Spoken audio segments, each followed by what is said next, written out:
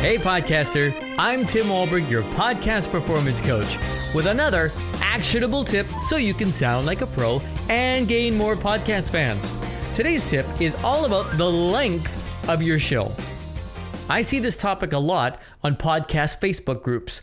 A podcast host is asking the group what the perfect length of an episode should be. As you'd expect, everyone had their own opinion. 20 minutes, 30 minutes, 45 minutes, 60 to 90 minutes. Gather around and come close, everybody. I'm going to finally tell you the ideal length of your podcast. The answer is simple. Hold on to your shorts. Drum roll, please. It depends. Yay! Thank you, everybody. Ha! Come on, did you really think I was going to give you a specific answer? That's way too hard to do without knowing anything about your show. But hang in there, I will be giving you what I think is an ideal length for a podcast.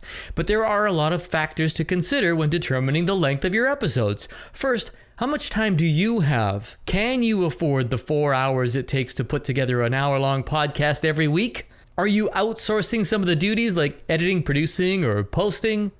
Second, and you know me, you should be considering your listener. Is your listener a busy mom? Don't give her a 90-minute podcast. She doesn't have time for that. Give her the 20-minute show she can listen to after dropping the kids off at school. Think about how people are consuming your podcast. The average commute time to work in the US is 25 minutes. That's average. It's almost 90 minutes in Toronto, about 60 minutes in LA or New York. Is that your listener?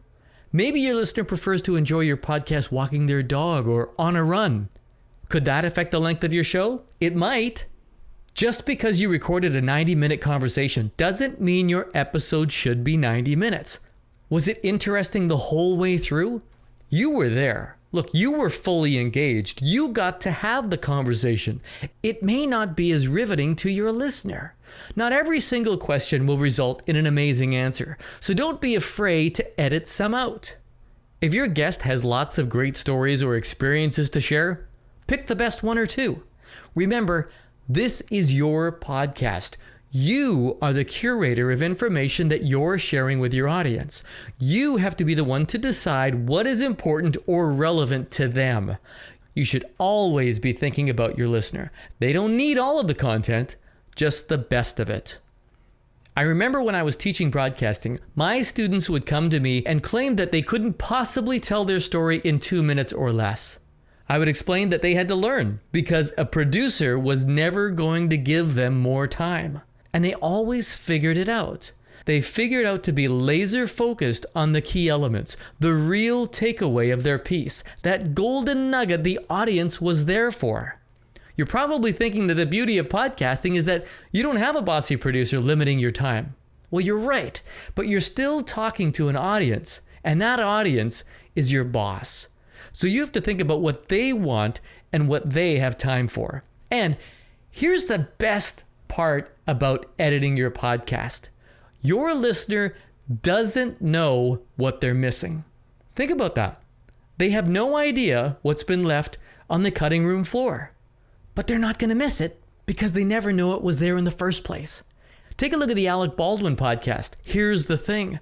I'm positive the conversations that he has with his guests last longer than the 45-minute podcast.